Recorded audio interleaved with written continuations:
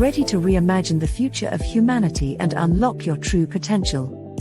Welcome to Reimagining Humanity's Future and Yours, hosted by Dr. David Gruder, an internationally renowned integrative psychologist, human potential expert, author, and social change catalyst, as he delves into the most urgent issues of our time. With the world facing unprecedented challenges and social and political divides growing deeper, it's time to take action. Each episode of this groundbreaking series will empower you with invaluable insights, strategies, and tools to heal these divisions and restore personal freedom and societal well-being. Whether you're a concerned citizen, a courageous leader, an influential figure, or an ambitious entrepreneur, Reimagining Humanity's Future and Yours will guide you on a transformative journey. Discover your unique role in creating a brighter future for yourself and society at large. Dr. David Gruder will draw upon his extensive knowledge and experience to provide practical solutions for shaping the world we live in. With his passionate exploration of social change, he will help you navigate through the complexities of our time and inspire you to make a meaningful impact. So, prepare yourself for an eye-opening experience as we delve deep into the heart of the matter. Reimagining Humanity's Future and Yours will challenge your perspectives, ignite your imagination, and equip you with the tools you need to reimagine and redefine the world around you. The time to transform our future is now. Join us on this incredible journey and enter a new era of possibility. For more information on Dr. David Gruder and the Reimagining Humanity's Future and Yours, visit www.rhfy.ca. Welcome to Reimagining Humanity's Future and Yours, where together, we create a brighter tomorrow. Now, here is the host of Reimagining Humanity's Future and Yours, Dr. David Gruder.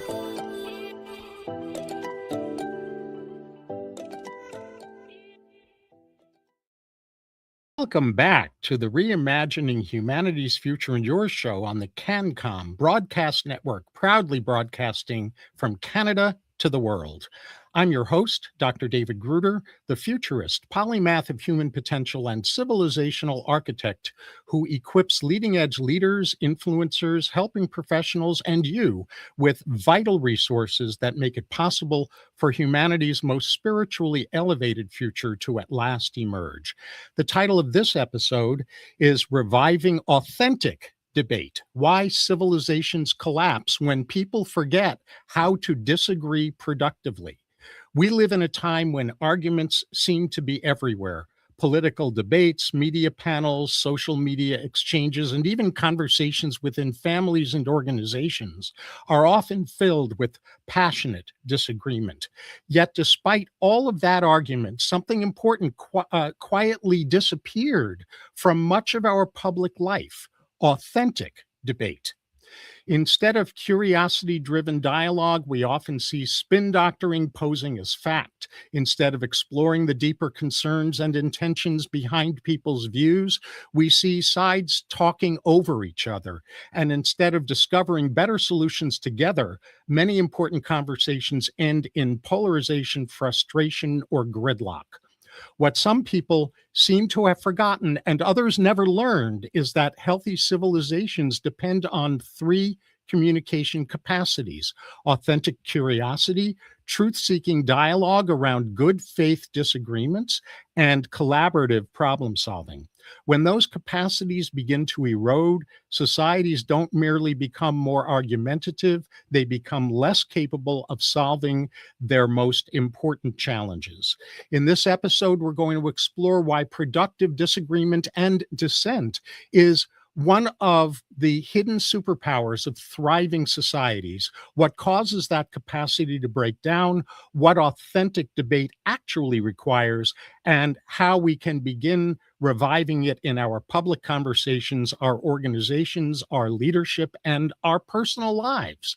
To help us explore this essential topic, I'm joined by communication strategist, executive advisor, and former collegiate debate coach, Shelby Jo Long, whose work focuses on helping leaders and organizations rediscover the power of constructive disagreement as a pathway to clearer thinking, better decisions, and stronger collaboration.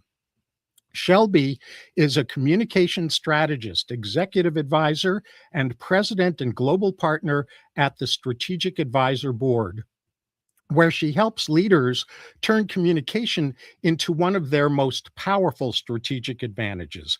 Before moving into executive advising, Shelby spent more than 15 years as a professor of business communication and a collegiate debate coach, as I mentioned before, where she trained students in persuasive dialogue, critical thinking, and the art of constructive disagreement.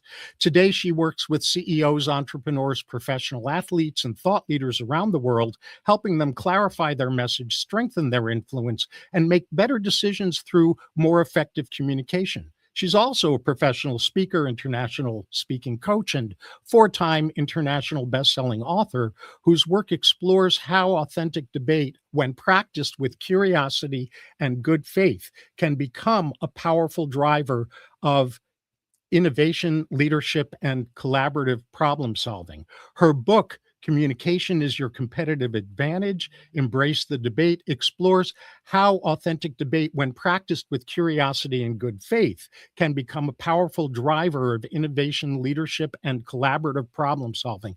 That's why I'm having her on this episode, so we can have a really high level discussion about a very touchy topic in today's world. Shelby, it's a pleasure to have you here for this monumentally important discussion. Welcome to the show.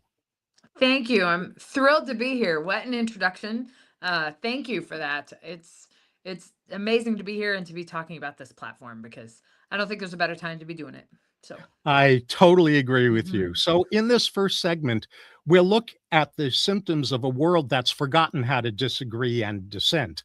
But before we delve into that, Shelby, please let us know a little about how your passion about communication in general and authentic debate in specific first emerged. Yeah, I've always been a speaker. When I was in school, I wanted to be a leader. When I was in high school, I was always in student government. I was in the debate team. I liked communication. I liked being involved with those things with student leadership. I love school, and so I enjoyed being a part of that. I really liked being a part of that. Of course, mirrored by my educated parents that also like school and all that. So it was something I always did. Somewhere I always felt comfortable and I really enjoyed.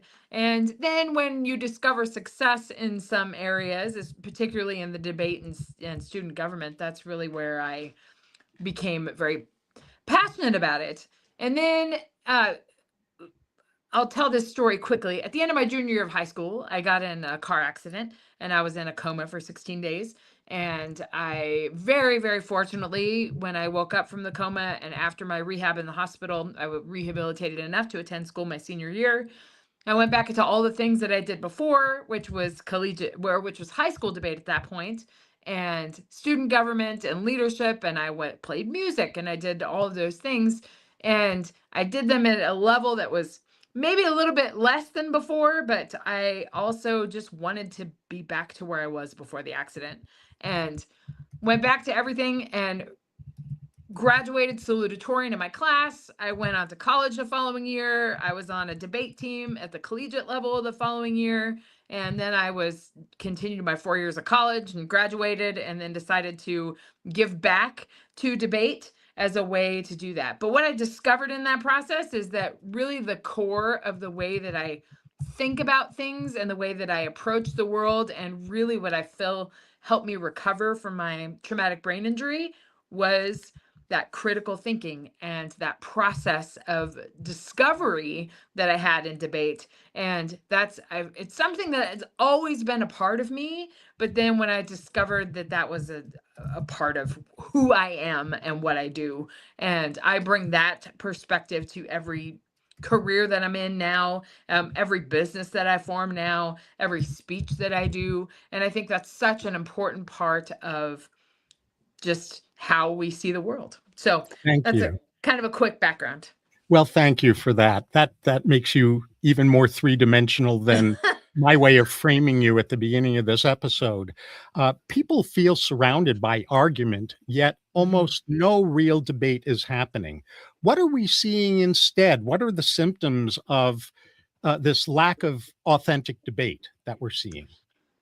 I think in the broad perspective, I taught at the college level for 18 years, and I had, as a college debate coach and as a professor in front of the classroom, but with students. And I feel there's a few causes to it. And I think, first of all, we see it in our media, right? How polarized we are, and how it's the Republicans versus the Democrats, and it's the green group versus the independents. So there's all, we see that around us all the time.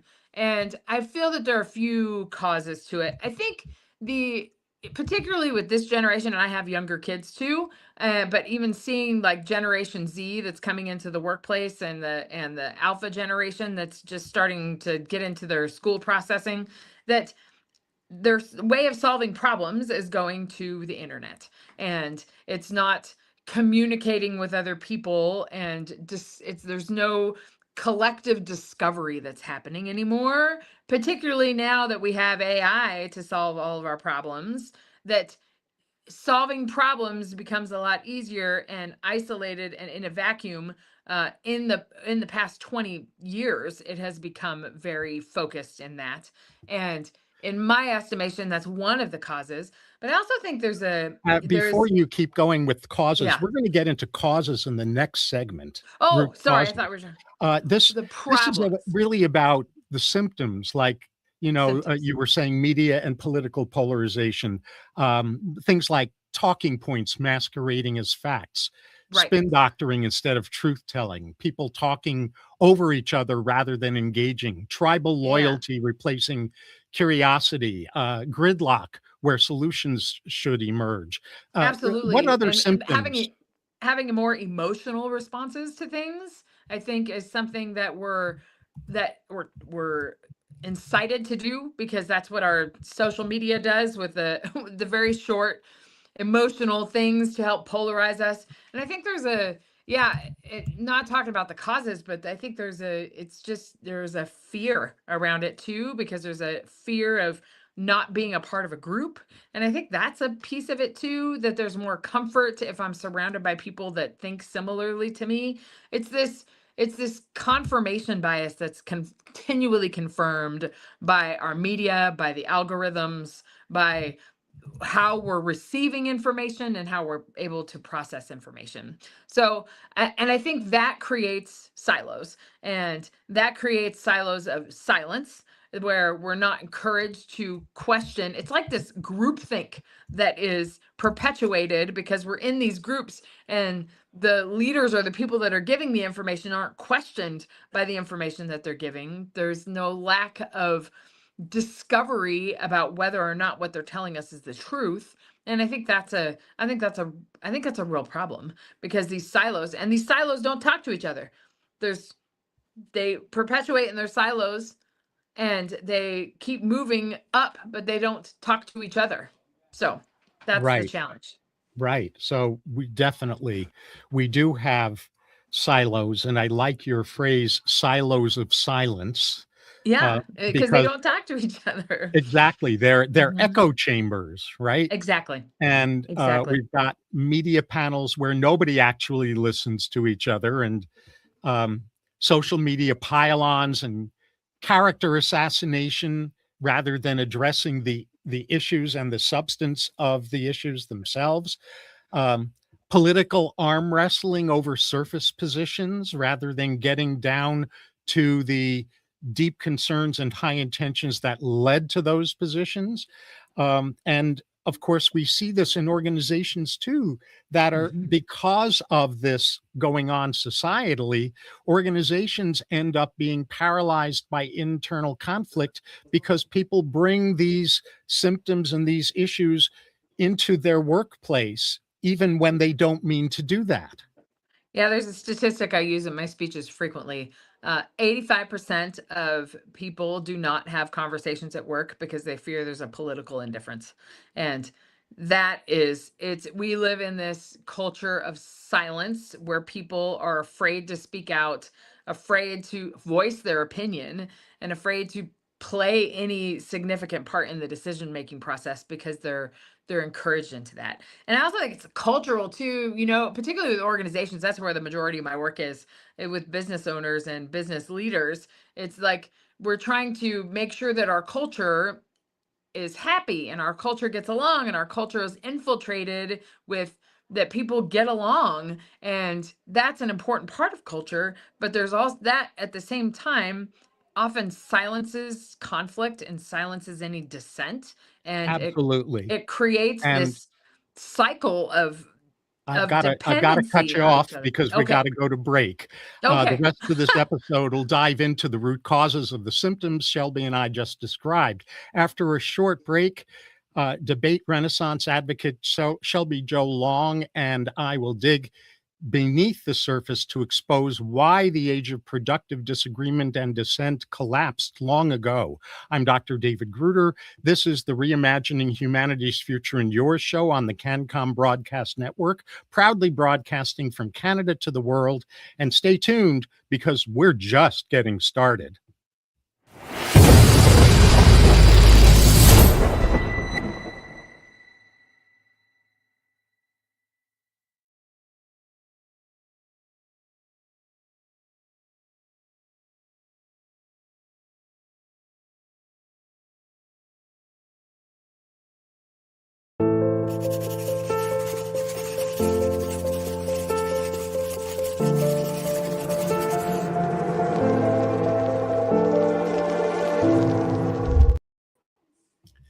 Welcome back. Before the break, my guest, authentic debate catalyst Shelby Long, and I discussed the symptoms we suffer from individually and collectively because real debate has stopped happening. In this segment, as you know, we'll delve into less recognized, deeper dynamics that produce these symptoms, which we touched a little on in the first segment, and we'll go deeper in this segment. Shelby, you and I know that healthy societies depend on three communication capacities: authentic curiosity, truth-seeking dialogue around good faith disagreements, and collaborative problem solving. How did we lose those capacities for productive disagreement and dissent?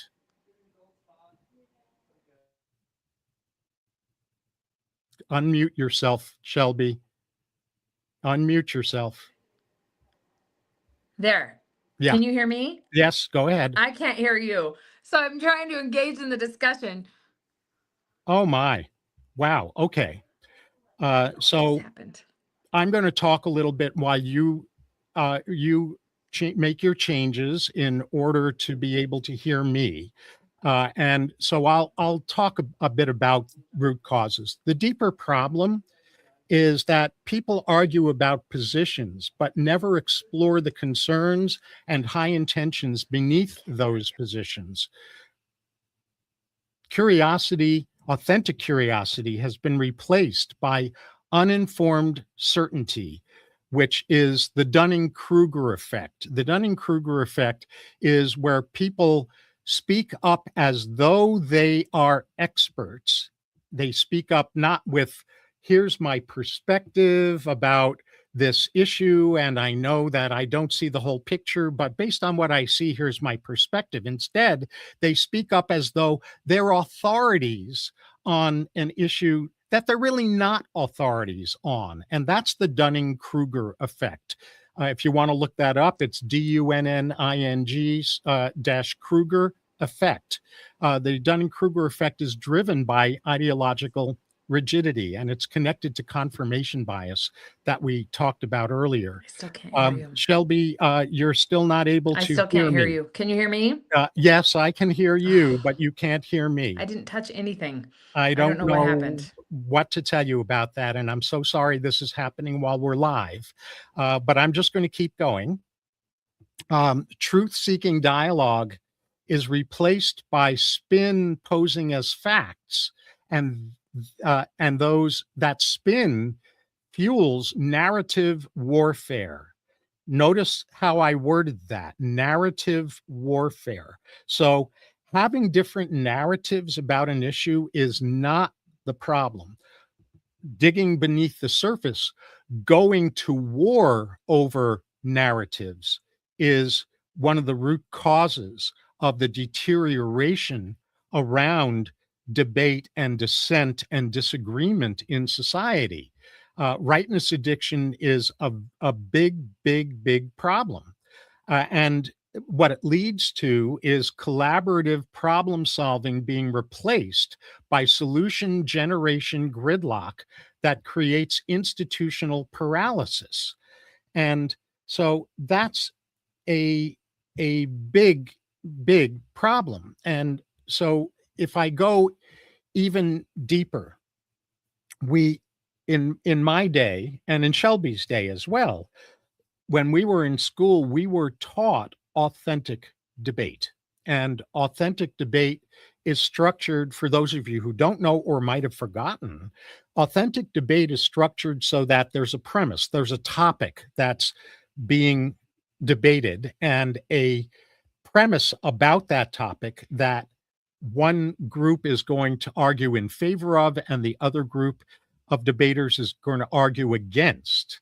And so then the debate occurs, and in debate training, what happens is that halfway through the debate, the teams have to switch roles, where the team that was arguing in favor of the premise now has to argue just as persuasively against that premise. And the team that was initially arguing against that premise now has to argue just as persuasively in favor of that premise.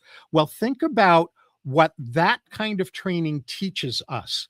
It teaches us multidimensional thinking. It teaches us to have humility about our perspectives. And what humility simply means is not that we abandon our perspectives or that we diminish the value of our perspectives. Shelby, you're back. Are you able to hear again, or still not? Still not, huh? I can't hear. I'm sorry. I am sorry I want to too. participate in this discussion Why so don't badly. Yeah. Maybe Rob, you can text her about what to do, or maybe to reboot and log back in or something like that. So meanwhile, I was just saying that to the showrunner for this show. I'm going to keep going though, because this is live, where the show goes on no matter what. So I was talking about the training in authentic debate, and what it teaches, I was saying, is multidimensional thinking. I want you to think about the old parable of the blind men and the elephant. Maybe you're familiar with that one, maybe you're not. If you're not, here's the short version of how that goes. This group of blind men are brought over to an elephant, but they're not told that it's an elephant. And because they're blind, they start feeling this thing that they're in front of, and they're asked to say what this thing is. And so one fellow doesn't know that he's touching the leg, one of the legs of the elephant, and so he's saying, "Oh, this is the trunk of a tree." And one fellow is touching the elephant's ear and noticing how it's flapping around, and he's saying, "Oh, this is a fan." And another is touching its tail, and another is touching its trunk, et cetera, et cetera. And they're all saying what they think they're in front of, and they get lost in Dunning-Kruger effect. They get lost in thinking they're an expert, and so they then deteriorate into dissent and inauthentic debate. Shelby, are you able to hear now? I can hear now. After the break, for some reason, I just couldn't hear you. So Got anyway, it. Let me I'm finish back. my point, and then Please. I'll bring it back to you. I'm talking about the blind men and the elephant parable. And so they deteriorate into the Dunning-Kruger effect, where they each think they're an expert, when in fact they don't know that all they have is one piece of a bigger picture, and they haven't stopped to talk with each other about the various parts of the picture that each of them has become an expert in, because that's the part they're focused on, in order to discover collectively what the bigger picture actually is. And so that kind of arrogance is a real problem, and it's not the same thing as saying, here's the part of the bigger picture that I'm focused on and I've really delved into and I have some things to say about. And what are the parts of the picture you've been focused on, and what have you learned from that, and what do we get to see as the bigger picture, the full picture, if we combine our perspectives? So that's what I was talking about, is the lost art of that kind of multidimensional thinking as a root cause of the problems we're seeing, where people can't debate and disagree and dissent with each other in productive ways. Yeah, and I think I think that's a product of people don't like to feel judged, and people just generally don't like to feel challenged, and they don't like to feel that they're wrong about something. But it, I think there's some switch that we can have. It's not that you're wrong, it's just that there are different perspectives out there. It's not just we talk about the silos, and that we're in this silo. I mean, both from academia, we understand the academic silos that you're in, and you go very deep into a subject, and this is no different than business too, that you go deep in a certain area of business, and it's and you have success and you're published and you're a deemed expert. But then when other people come in and not challenge that, but when there's a different perspective, I think it's just there's a lot of groupthink that's a part of that, and it's also people are scared of judgment, and that there might be delegitimized. So I think that's an issue. It's just in human interaction, and that we're not in a space that encourages that. I mean, if I could get paid for the rest of my life to sit in a think tank and play the devil's advocate and talk through things, I would absolutely do that. That's why I have so many business partners, because it's fun to co-create, but you can't co-create without some disagreement about perspectives and some weighing of ideas and weighing of consequences. And I feel that that is an art that is lost, that we're just because it takes some time, and capitalism prefers things that go faster and decisions that are made faster, and that is something that we need to do in a business. But it's also something that may be going past what is some of the most important things. So, Mm-hmm. yeah. Mm-hmm. And so this absence of authentic curiosity, Mhm. and truth seeking and open skepticism and collaborative problem solving are a real problem. I used a term here I probably should define: open skepticism. So what Yeah. I am, and I believe what you are too, Shelby, is an open skeptic, meaning that I'm very open all the time to multiple perspectives, and at the same time, I don't swallow those perspectives whole and just take them on. Right. I listen with authentic curiosity, and then I digest those perspectives in the context of my understanding, so that I can come up with a fuller understanding than I had before I heard those different perspectives. Right. And that starts to move Right. into what we'll get into in the next segment in a couple of minutes, having to do with what kind of solution to look for. Go ahead. Yeah, I mean, it's I am also of that space, and I want to hear different perspectives. I also That's something also, and I learned this from one of my business partners too, that you might be an expert in your area, but there's experts everywhere. And even if it's not an expert or a deemed expert, it doesn't mean that the opinion's not valid. And because we all have our different ways of understanding things. My business partner Jason has 25 plus years of business experience. I have 25-ish years of academics. Those are two very different ways of viewing the world. But if you're in a room and you're not learning from other people in the room, there's many different experiences that we've had and different things that we have done that contribute to how we see the world and the way that we solve problems. And it's so important in business in particular, and just in Yeah. human interaction, the Yeah. way and how fast our world is changing. Yeah. And to I've got to yeah. cut you off again. I'm so Okay. sorry.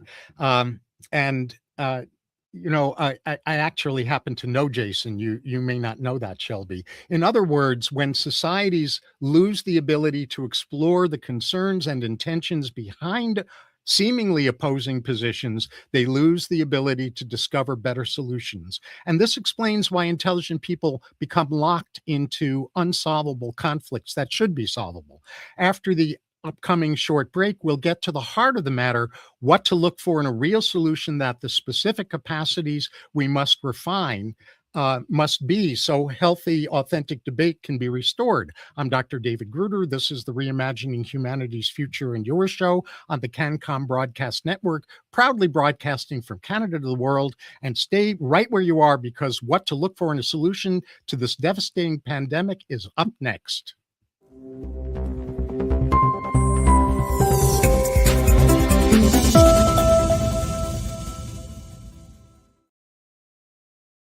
And we're back.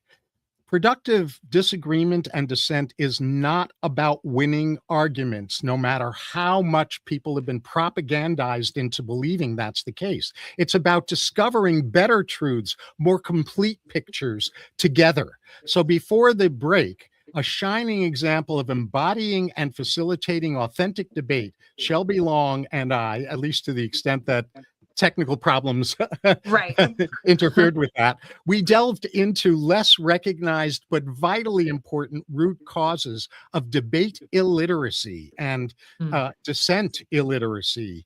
And as I mentioned in this segment, we're going to pivot toward hope and possibility by unpacking the lost architecture of productive disagreement and dissent and what it takes to develop it. So, Shelby, what capacities must we develop to become fluent in constructive disagreement and dissent? I think there's one place to start. I have this structure.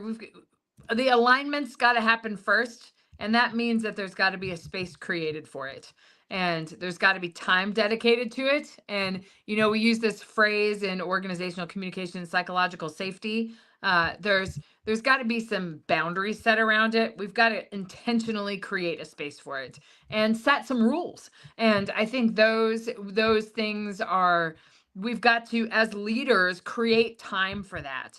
And that's, getting together for board meetings and making those meetings productive and making sure that we're having good discussions is all about the boundaries that you set and the expectations that you set from the beginning.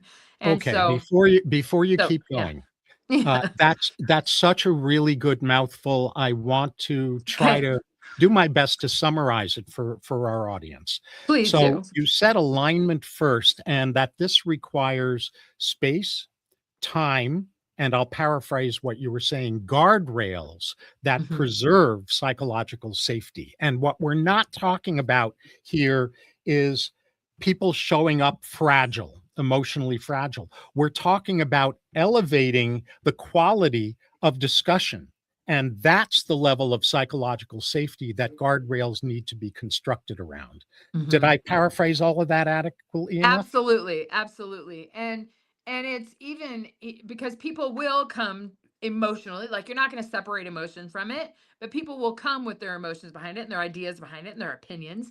But just to let them know that this space is happening and that there's going to be some disagreement and there's going to be some critical discussions, and you're in a space where we're going to have to give evidence and talk about these arguments and weigh consequences and decisions. And I think preparing people from that at least helps people regulate their own emotions in the process of it, because it's something that, I see this in so many organizations. We just, the time is not made for that. And then we become much more reactionary in our business rather than being proactive and having these discussions. And life happens. Like, you have to adjust to the regulations post COVID or whatever. There's all sorts of things that happen in business, but there's got to be time made for that, and your business and your leadership teams will be better for that. So Good. So I'm again going to do some paraphrasing here, please. because you're dropping gems, and I don't want them to be lost. Um, two other things that you've now added to what to look for in a solution. One of those is emotional regulation. Mhm. That, of course, people have emotions, and it's a mistake in today's world, unfortunately, to assume that the people in our organization or in our community, or in our family, or whatever it might happen to be, um, are proficient at emotional regulation.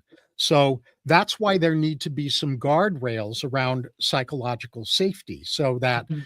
emotional regulation can be stewarded in a good way, that creates space for disagreement and dissent, and especially, and we haven't talked about this yet, but explicitly, but outlier perspectives being Mhm. articulated and factored into solution creation. And then the other part of what you said that I want to make sure doesn't get lost in the shuffle is what I call impact literacy, which has to do with weighing potential decisions and their consequences before selecting the one to go with. Yes. Just which I feel is an art that has really been lost. And this gets back to my debate experience and my debate training. That's what you do. You, in your final speech, you weigh the consequences of the affirmative proposal versus the opposition proposal, and Right. you weigh those consequences for your judge. And I just don't think that's something that's happening in businesses in particular, especially when these major market decisions are made. Or I'm not trying to be political in this, but like a decision to go to war or bomb a country or take a leader out of a country or oust a CEO, whatever the decision is made, it's that feels more of an emotional decision and not surrounding with the impact calculus that surrounds that. And impact calculus Absolutely. is kind of it's kind of a debate nerdy thing to say, but what are the consequences of that, and what does that mean tomorrow, and what does that mean 10 years from now, and what does that mean for my kids, right, that are going Yes. to be experiencing that. So I think there's Yes. and the more that discussion happens and the more transparency we have around those discussions, the less veils are in front of these decisions. Like these major political decisions are happening, or these major decisions that are happening within organizations to cut training or to shift budgets or whatever that is. It's the transparency that is in that discussion to show that the discussion is happening, because Okay. I think So people feel like agency is taken away when they don't see that. So yes, without a doubt, and just to do some cross translation, what you're calling impact calculus, which is a term I love as well, is what I mean by impact literacy. yeah, And yeah, just for the audience, right? yeah, yeah. And also what you've added now in terms of what to look for in a solution is another factor, which is about transparency. And what I would build on with that is that uh, that's another thing that people aren't taught to be. Right. They think they're being transparent when they're saying something like, "Well, uh, I feel that you're an idiot. I'm just being transparent." That's not transparency. No. That's that's editorializing and character assassination. So transparency plus curiosity before persuasion. So seeking to understand rather than trying to score points. Right. And I think that gets to kind of my second area, which is advocacy and actually creating arguments, because I feel, and didn't get to talk about this with the technological thing, but I feel that we're in a tweeting world of arguments. Nobody's developing arguments. And I want to know the reasons behind something. And I feel, the character assassinations that are happening and these decisions that are made without this open discussion. It I think that's a challenge, but the people, we're not hearing the evidence and the reasoning behind why we feel things. And I think there's that creative discovery that is a lost art that we just don't see today in businesses, in politics. We just don't see that. And we're in a very tweet happy, say one phrase and don't say anything else kind of world. And I think that's a problem. And that's something particularly I think our leaders should be thinking about. How we create this space and not teach people how to argue, but to talk about why we feel that way and what's the reason and the evidence behind this decision that I have, that my opinion is something, but an argument is something else. So Yes. that's which So, comes down to like the single unit of argumentation. So yes. So, yeah. let me paraphrase this one. Um, it's it's deep perspective exploration behind Mhm. the advocacy. So, not just unpacking evidence, which is really, really important as well, because that's a lost art, but 100%.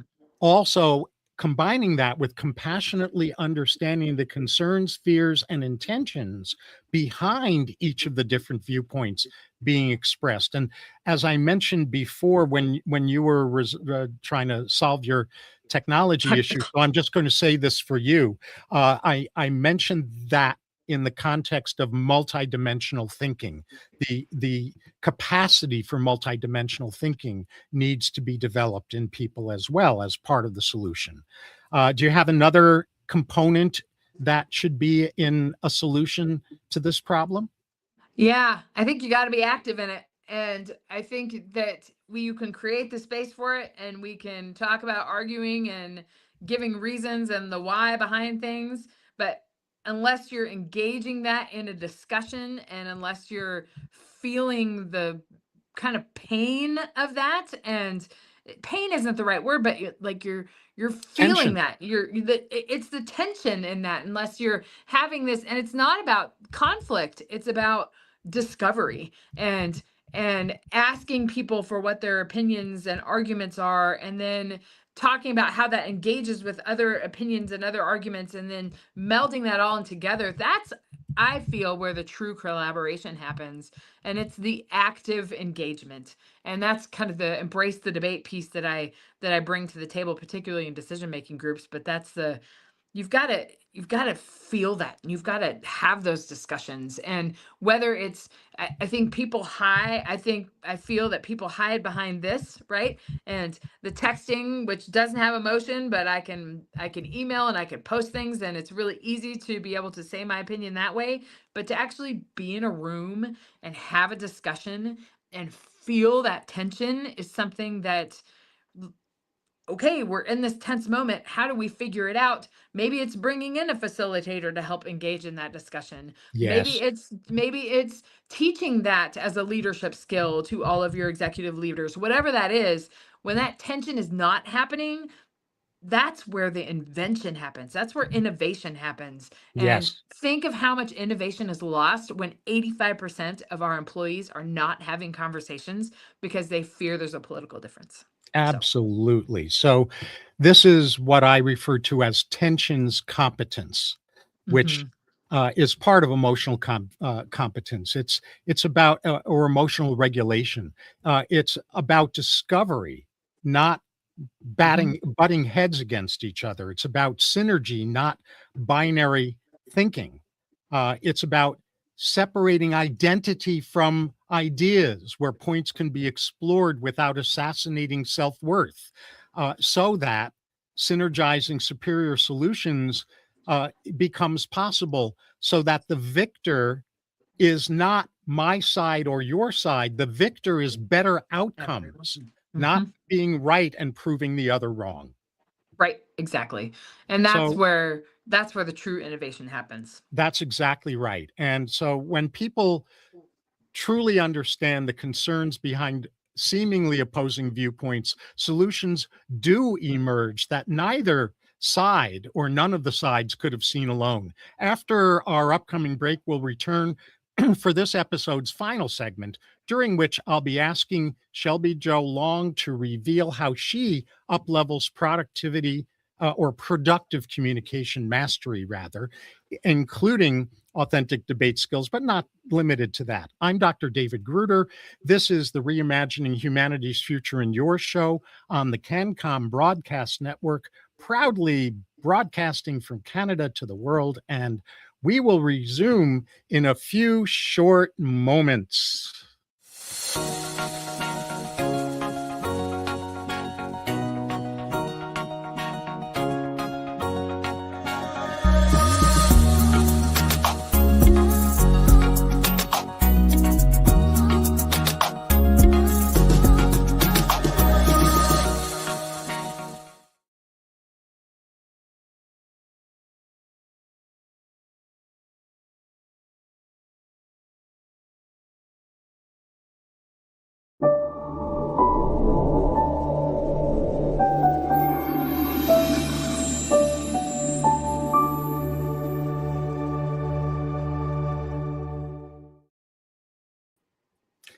Before the break, productive conversations facilitator Shelby Joe Long and I unpacked ingredients. I'm going to go out and come back in.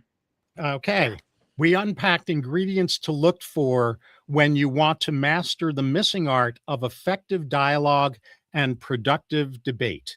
As I already mentioned during the final segment of this episode called Reviving Authentic Debate, Why Civilizations Collapse When People Forget How to Disagree Productively. Shelby, when she's back, is going to reveal how she provides what we suggested in the last segment that you look for. And I'll then let you know how to access her great ways of doing this. And after that, we'll share what we hope you gained from this episode, followed by my closing comments. So are you able to hear me now, Shelby? Yes. Something is going on with Good. the technical I got world it today. Well, Shelby, you're all about reviving authentic debate in leadership, organizations, and society, and you have a pathway for restoring productive disagreement, and dissent in leadership teams, organizations, public discourse, and personal conversations. And without turning this into an infomercial, if you can just describe what your pathway involves, that would be great. Sure. I kind of referred to it in the answer to the last question. It's the helping leaders and organizations facilitate those conversations by creating the space first. So it's all about the alignment, and that process takes quite some time because there's got to be as a facilitator, you've got to adjust to the culture and the systems that are already in place in an organization or a business, and the personalities that are there. You've got to adjust to that. But once there's that discovery of that, it's aligning that cultural awareness within the group and what needs to be accomplished or what you want to accomplish, and really drawing a boundary around that decision. So that alignment process takes place first. And then there's the advocate process, which not only has to do with the leader understanding their own perspectives and understanding their own reason to contribute to discussions and their own perspective about something, which is not teaching people, but it's encouraging people to develop their arguments and to develop their reasoning around the arguments, really developing a case for something, particularly when it comes to making these major decisions and contributing to these conversations. It's like, what are your reasons, and give me a couple. What are you trying to prove true, and what are some reasons behind that? And helping people understand their own perspective, I think, is something that's key, so they feel comfortable contributing. But then teaching about really a structure for creating an advocacy, which has to do with the self-awareness and how you engage with the larger organization. So that's a big piece of it. And then the actual activation piece of it, which is creating the debate, having the discussion, getting a big whiteboard out and talking about the decisions and what decision is being made and what are the consequences of this decision, and then really being transparent and open about how we're creating these decisions. That creates the most agency that you can with your leadership teams and your employees for that matter. And it's creating a structure. I'm trying to teach people a structure of having this constructive dissent within their organizations so they can have better engagement, so they can reduce the employee turnover, because people feel more engaged with the decisions and feel more engaged with the company when they're a part of those things.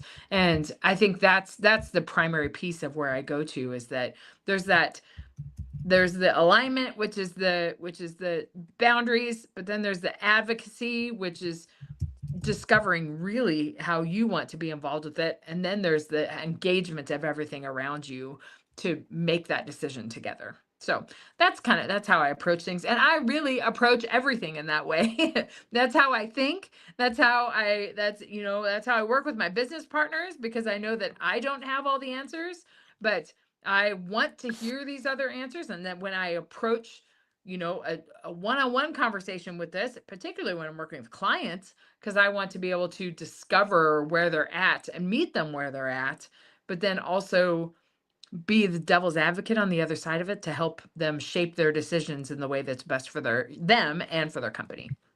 Mm-hmm. Okay. Well, I'm going to try to unpack that. the mic drops that you just offered. Yes. I want to address a couple of components quickly, actually, because I want to make sure we have time to talk about your takeaways that you hope people will have gotten from this Sure. episode. And I want to have time to let people know, which I'll do, about where to learn more about you and engage and things like that. So just briefly, you've got a very important component which I don't hear talked about often enough, which is essentially advocacy training, helping people understand their own motivations and perspectives so that they develop, preferably before the meeting, a cogent way to express those, and so they feel comfortable contributing during the meeting. The next piece is an alignment space that we covered earlier. That the time and the excellent facilitation that has to be customized to the personalities involved. Yep. The next is clarity about what to accomplish. One of the things that I really advocate is dump the agenda. Forget about agendas. Replace agendas with deliverables. What do we want to come from the discussion we're about to have, so that there's an outcome that everyone is clear about, so that it's not endless conversation because there's an agenda item on the list. Right. And then engagement activation, implementing the discussion itself in good ways and facilitating that, because these usually do need facilitators, just like you've been saying. And I want to underline that promote authentic transparency, constructive advocacy, and in ways that increase engagement, especially on the part of people who don't speak up as often as would be helpful, and especially within that, drawing in outlier perspectives, not because they're supposed to control the show any more than anyone else does, but because often outliers and outlier perspectives add some value and wisdom to the picture that the people who don't think outside the box don't know need to be taken into account. Absolutely. So these are gems, and I want to move forward. If you have a quick response, then do that, and then I'll move forward. I would just say decision making is hard, because you have to make decisions but when you decision make in a group, it's even harder, because you've got to align around the organization's perspectives, your own personal ones, the emotions that are there, and some people are going to be unhappy. But you can create space for it, and your decisions will be so much better, and your organization will be so much better off if you create the space. Mm-hmm. So, Beautiful.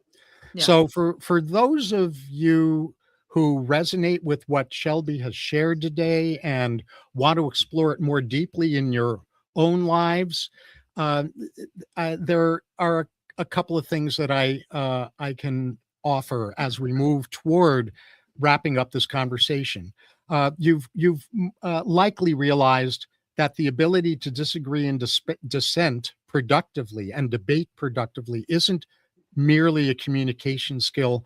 It's an extremely important life capability as well as a crucially valuable capacity for leaders and influencers and work teams, etc. So if you want to actually develop this ability to engage in authentic debate and navigate difficult conversations in good ways and turn disagreements into clear thinking and stronger solutions, Shelby offers resources and programs that help you do exactly that. And you can explore Shelby's work, including her book, Communication is Your Competitive Advantage, Embrace the Debate, and the frameworks she teaches by visiting her website. And I have a short link. Actually, I don't have a short link for that. I have a short link for another thing that you gave me a longer link for. So I have a forwarder link for that.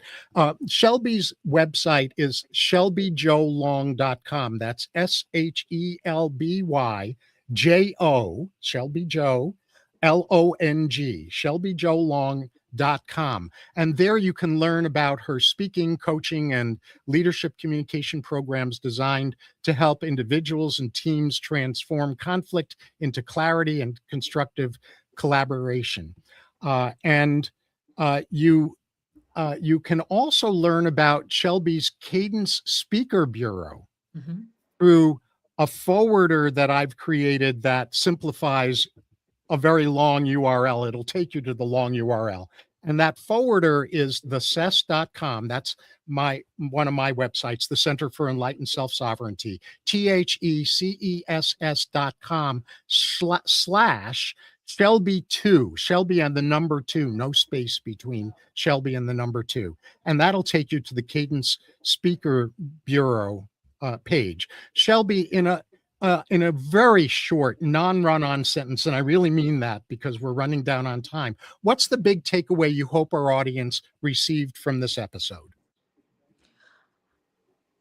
That it's okay to disagree, and it's okay to disagree and to also discover other people.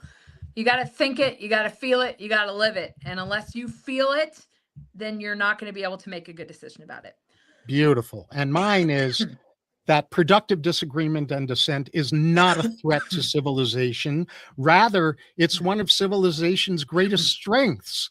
The ability to do this productively is one of the 21st century's most valuable, overlooked people skills and leadership skills.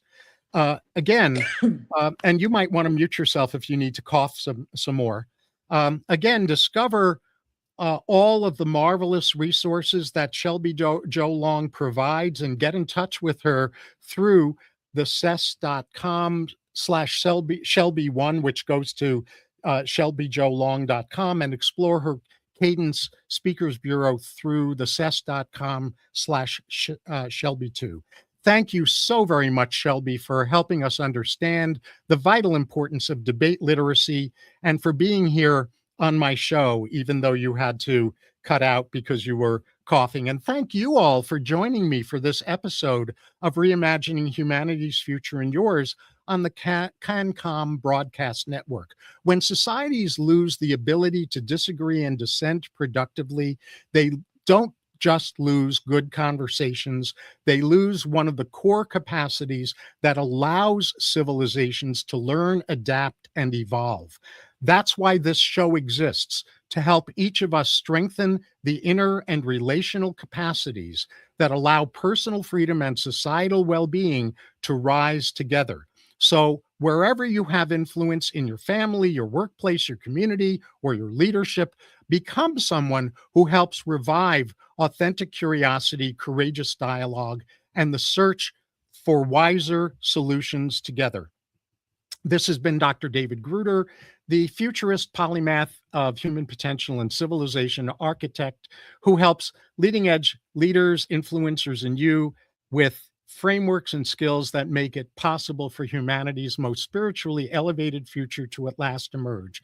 All of this is available at drgruder.com, drgruder.com, which also has a link to all of this show's episodes. Until next time, keep elevating your capacity to fulfill your highest calling so together we can and will succeed at building an elevated future for ourselves and for humanity.